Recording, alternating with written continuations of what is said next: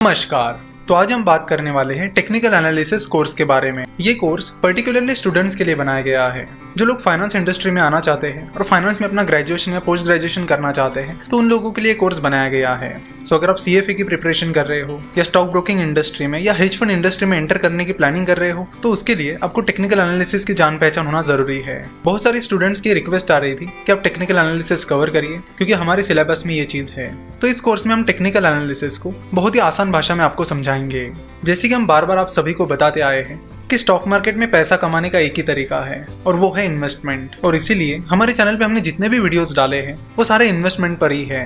तो यहाँ पर हम टेक्निकल एनालिसिस का कोर्स लॉन्च कर रहे हैं, तो इसका ये मतलब नहीं है कि हम आपको ट्रेडिंग करने के लिए कह रहे हैं। हम आज भी और हमेशा आपको यही कहते रहेंगे कि ट्रेडिंग मत करिए, इन्वेस्टमेंट करिए। To be frank, technical analysis practically work नहीं होता है। तो इस कोर्स में हम आपको टेक्निकल एनालिसिस से रूबरू करवाएंगे। आपको वो सारी डिटेल्स हम आपको बताएंगे कि टेक्निकल एनालिसिस कैसे काम करता है, इसमें कौन से इंडिकेटर्स होते हैं, जापानीज कैंडलस्टिक चार्ट क्या होता है, टेक्निकल एनालिसिस प्रैक्टिकली वर्क क्यों नहीं होता है, ये भी हम आपको इस कोर्स में बताने वाले हैं। चलो तो देखते हैं कि इस कोर्स का कंटेंट क्या रहेगा। इस कोर्स में आपको टेक्निकल एनालिसिस के बेसिक्स के बारे में बताएंगे, उसके बाद हम टेक्निकल एनालिसिस की हिस्ट्री, उसके बाद हम जापानीज कैंडलस्टिक चार्ट से जुड़ी टर्म्स के बारे में बात करेंगे, कैंडलस्टिक पैटर्न्स के बारे में बात करेंगे, साथ ही जो टेक्निकल इंडिकेटर्स होते हैं उनके बारे में भी बात करेंगे। हम RSI that is relative strength index, MACD that is moving average convergence divergence, इनके बारे में भी बात करेंगे और इनके जैसे और भी इंडिकेटर्स के बारे में हम इस कोर्स में बात करने वाले हैं। सो अगर आपको टेक्निकल एनालिसिस का कुछ भी नहीं आता है तो भी कोई बात नहीं, इस कोर्स में आपको टेक्निकल एनालिसिस बड़ी आसानी से समझ में आएगा। तो स्टेप बाय स्टेप हम इस कोर्स में आपको टेक्निकल एनालिसिस सिखा देंगे। इस कोर्स में टोटल 15 वीडियोस होंगी और हर वीडियो का ड्यूरेशन 6 से 7 मिनट का होगा। हम देखते हैं कि कुछ लोग टाइम पर बहुत ज़्यादा फोकस करते हैं, तो आपको बता दूं कि हम जितने भी वीडियोस बनाते हैं उनमें हमारा फोकस ये रहता है कि कम से कम टाइम में ज़्यादा से ज़्यादा नॉलेज दिया जाए, और यही हमारी कोशिश रहती है। चाहे हमारे नॉर्मल वीडियोस हो या चाहे केस स्टडीज हो, सारे वीडियोस का ड्यूरेशन आपको यही मिलेगा। और कोर्स में भी यही चीज़ हमने कंटिन्यू की है कि कम से कम टाइम में ज़्यादा से ज़्यादा नॉलेज देना। तो टाइम ड्यूरेशन पर फोकस करने की बजाय अब नॉलेज पर फोकस करिए, और फिनोवेशन शुरुआत से ही नॉलेज पर फोकस करती आई है। तो इस कोर्स के जरिए हमारी कोशिश यही है कि जिन लोगों को टेक्निकल एनालिसिस से रूबरू होना है, उसे समझना है, या फिर जिन स्टूडेंट्स को टेक्निकल एनालिसिस सीखना है ताकि उन्हें एग्जाम में या फिर उनके करियर में उसका बेनिफिट मिले, तो वो लोग और स्टूडेंट्स इस कोर्स को सब्सक्राइब कर सकते हैं।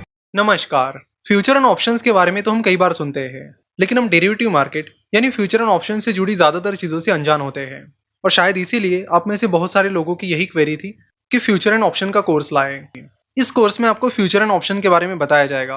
इस कोर्स में आपको ये समझाया जाएगा कि डेरिवेटिव मार्केट क्या होता है, फ्यूचर एंड ऑप्शंस क्या होते हैं और वो कैसे काम करते हैं। क्योंकि future and option market cash market यानी नॉर्मल स्टॉक मार्केट से काफी डिफरेंट होता है, तो उसकी टर्मिनोलॉजीज और बाकी चीजें भी अलग होती हैं। तो उन चीजों को भी इस कोर्स में समझाया जाएगा।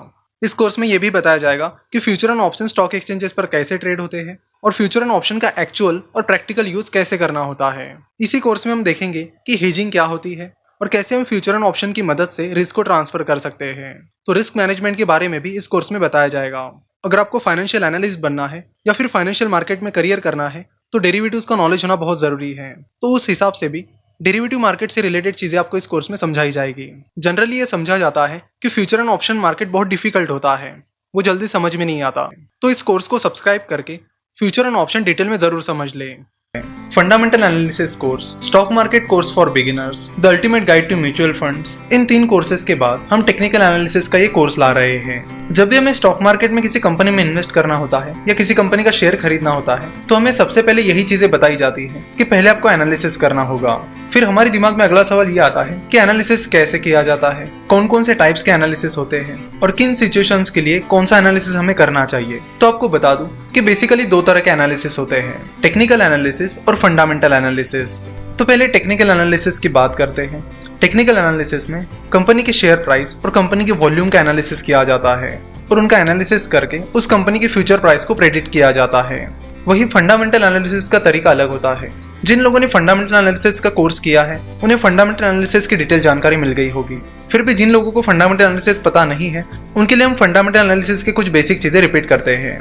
तो फंडामेंटल एनालिसिस में कंपनी के मैनेजमेंट का एनालिसिस किया जाता है कि कंपनी का मैनेजमेंट कैसा है, उनके एथिक्स कैसे हैं, कंपनी कॉर्पोरेट गवर्नेंस को फॉलो करती है या नहीं करती है। देन कंपनी के फाइनेंशियल स्टेटमेंट्स को देखा जाता है और उनका एनालिसिस किया जाता है, जैसे कि balance sheet, profit and loss statement, cash flow statement, इनका एनालिसिस किया जाता है। उसके बाद कंपनी के प्रोडक्ट्स और सर्विसेज का एनालिसिस किया जाता है कि कंपनी के प्रोडक्ट्स क्या क्या है, कंपनी की सर्विसेज कौन कौन सी है, उनकी फ्यूचर में क्या डिमांड हो सकती है, फिलहाल वो प्रोडक्ट्स एंड सर्विसेज कैसे परफॉर्म कर रहे हैं, कौन सी नई चीजें कंपनी आगे चलकर लाने वाली है। इन सारी चीजों का एनालिसिस किया जाता है। साथ ही कंपनी का वैल्यूएशन निकाला जाता है और उसके बेसिस पर डिसाइड किया जाता है कि इस कंपनी के शेयर्स को किस प्राइस पर खरीदना सही रहेगा। चलो तो टेक्निकल एनालिसिस और फंडामेंटल एनालिसिस के इस डिफरेंस को एक एग्जांपल की मदद से समझते हैं।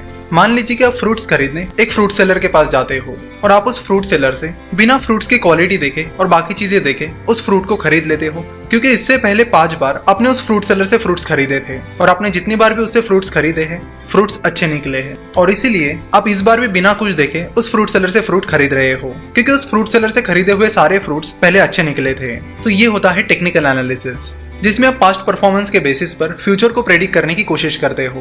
यानी कि पिछले 5 बार फ्रूट्स अच्छे निकले हैं तो आपने ये प्रेडिक्ट कर लिया कि इस बार भी फ्रूट्स अच्छे ही निकलेंगे, इसलिए आपने उस फ्रूट सेलर से फ्रूट्स खरीद लिए हैं। वही अगर आप उस फ्रूट सेलर के पास जाते हो और आप फ्रूट्स की क्वालिटी चेक करते हो कि फ्रूट कैसे है, साथ ही आप उन्हें हाथ लगाकर चेक भी करते हो कि क्वालिटी भी सही है या नहीं। उसके अलावा आप फ्रूट सेलर का भी एनालिसिस कर रहे हो कि वो फ्रूट सेलर कैसा है, वो अच्छे फ्रूट्स बेचता भी है या नहीं, वो अच्छे फ्रूट्स बेचकर अच्छा बिजनेस करता है या फिर कुछ भी बेचकर बस पैसे कमाने की कोशिश करता है, जिस प्राइस पर वो फ्रूट्स बेच रहा है वो सही है या नहीं। ये सारी चीजें जब आप चेक करते हो तब आप फंडामेंटल एनालिसिस कर रहे होते हो। तो इन शॉर्ट टेक्निकल एनालिसिस में शेयर की प्राइस और वॉल्यूम का डिटेल एनालिसिस करके शेयर की फ्यूचर प्राइस को प्रेडिक्ट किया जाता है, यानी पास्ट परफॉर्मेंस का एनालिसिस करके शेयर की फ्यूचर प्राइस को प्रेडिक्ट किया जाता है। वही फंडामेंटल एनालिसिस में कंपनी के financial details, valuation, management analysis etcetera, इन सब का एनालिसिस करके डिसाइड किया जाता है कि कंपनी में इन्वेस्ट करना चाहिए या नहीं। तो टेक्निकल एनालिसिस को शॉर्ट टर्म के लिए यूज किया जाता है, यानी अगर आप ट्रेडिंग करना चाहते हो या शॉर्ट टर्म के लिए शेयर खरीदने की प्लानिंग कर रहे हो तो आपको टेक्निकल एनालिसिस करना होता है, और लॉन्ग टर्म के लिए इन्वेस्ट कर रहे हो तो आपको फंडामेंटल एनालिसिस करना होता है। जाने माने इन्वेस्टर मिस्टर वॉरेन बफेट के मेंटर बेन ग्राहम कहते हैं कि stock market is like a voting machine in the short run and it is like a weighing machine in the long run. यानी वो कहते हैं कि स्टॉक मार्केट शॉर्ट टर्म में एक वोटिंग मशीन की तरह है, जहां पर बहुत सारी वोलेटिलिटी होती है, बहुत ज्यादा अनसर्टेनिटी होती है। वही लॉन्ग रन में स्टॉक मार्केट एक वेइंग मशीन की तरह काम करता है, जहां पर कंपनी की जो एक्चुअल वैल्यू है वो आपको लॉन्ग टर्म में दिखने मिलती है। तो टेक्निकल एनालिसिस शॉर्ट टर्म में होता है और टेक्निकल एनालिसिस की मदद से इमोशंस, साइकोलॉजी और इरेशनल बिहेवियर का स्टडी किया जाता है। शॉर्ट टर्म में स्टॉक मार्केट में लोग बहुत सारे डिसीजंस इमोशंस के बेसिस पर लेते हैं। कई बार वो अपना इरेशनल बिहेवियर दिखाते हैं, जिसकी वजह से शेयर प्राइस ऊपर नीचे दौड़ती रहती है। जैसे कि आपको बता दूं कि जब ब्रिटेन में ब्रेक्जिट की बातें चल रही थी तब इंडियन मार्केट बहुत गिरने लगा था। अगर आप देखोगे तो ज्यादातर इंडियन कंपनीज का ब्रेक्जिट से डायरेक्टली और इनडायरेक्टली कोई लेना देना नहीं था। उसके बाद भी ब्रेक्जिट की न्यूज आते ही स्टॉक मार्केट गिरने लगा था, लगभग सारी कंपनीज के शेयर प्राइसेस गिरने लगी थी। तो शॉर्ट टर्म में ये जो चीजें होती है वो लोगों के इमोशंस की वजह से और लोगों के इरेशनल बिहेवियर की वजह से होती है। इसी तरह ऐसी कई सारी चीजें होती रहती है जिनका कंपनी से डायरेक्टली और इनडायरेक्टली लेना देना नहीं होता, फिर भी शेयर प्राइसेस गिरने लगती है, क्योंकि शॉर्ट टर्म में ज्यादातर लोग इमोशनली डिसीजंस लेते हैं, सोच समझ कर नहीं। तो टेक्निकल एनालिसिस इमोशंस और इरेशनल बिहेवियर का स्टडी करती है और हिस्ट्री के बेसिस पर फ्यूचर का प्रेडिक्शन करती है। चलो तो टेक्निकल एनालिसिस को कुछ और एग्जांपल्स की मदद से समझते हैं।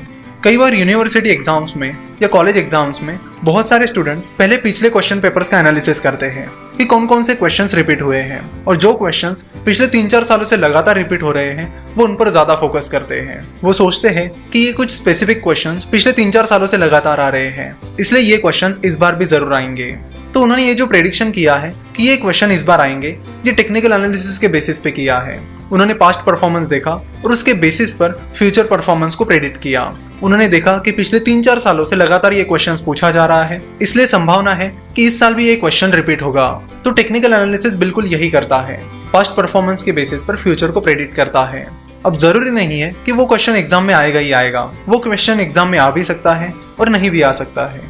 तो इसी तरह टेक्निकल एनालिसिस की भी कोई गारंटी नहीं होती कि वो काम करेगा ही करेगा, वो बस एक प्रेडिक्शन देता है जो सही भी हो सकता है और गलत भी। चलो टेक्निकल एनालिसिस का और एक एग्जांपल लेते हैं। हम सभी का एक दोस्त ऐसा होता ही है जो बोलता है कि मैं 10 मिनट में आ रहा हूँ और फिर आधे घंटे बाद आ जाता है। तो शुरुआत में 1-2 बार जब आपका वो दोस्त आपसे कहता है कि मैं 10 मिनट में आ रहा हूँ और आधे घंटे बाद आता है, तो उसके बाद से अगर आपका वो दोस्त आपको नेक्स्ट टाइम बोलता है कि मैं 10 मिनट में आ रहा हूँ, तो आप पहले ही दिमाग में प्लान करके रखते हो कि आपका ये दोस्त आधे घंटे बाद आएगा और आप उसके अनुसार अपनी प्लानिंग करते हो। तो अगेन आपने ये जो डिसीजन लिया है वो टेक्निकल एनालिसिस के बेसिस पर लिया है। तो ये था टेक्निकल एनालिसिस का इंट्रोडक्शन। नेक्स्ट पार्ट में हम टेक्निकल एनालिसिस की हिस्ट्री के बारे में बात करेंगे। उसके बाद हम जापानीज कैंडलस्टिक चार्ट के बारे में बात करेंगे और उसके अलग अलग टर्मिनोलॉजीज के बारे में भी जान लेंगे। तो आज यहीं पे रुकते हैं और आशा करते कि आपको